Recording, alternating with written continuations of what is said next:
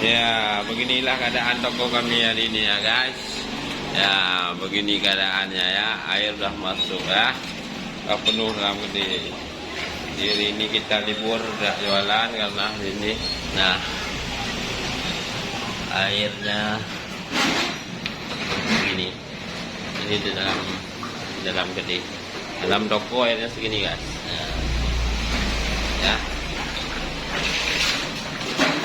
Oke, sekarang kita cek di luar. Apa kabar di luar sana?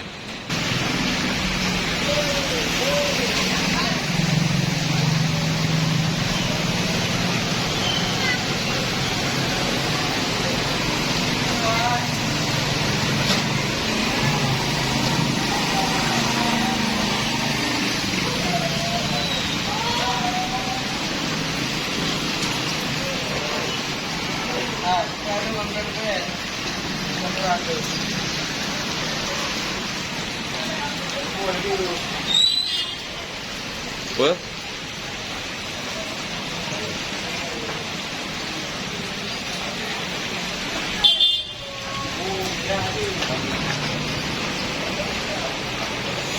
Si lagi ira ni.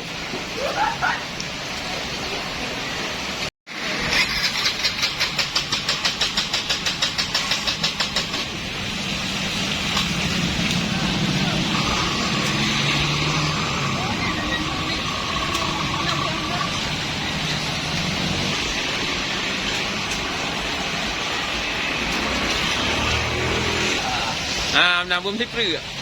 Nak daga. Ya, bede. Si. Sedikit ah.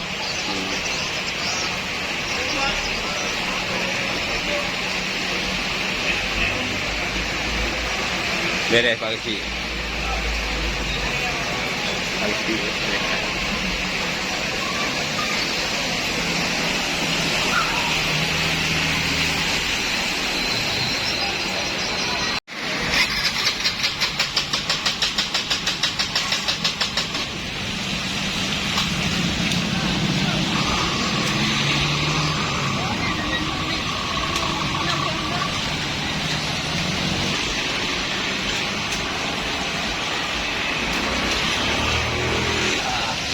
Nak bom tipri.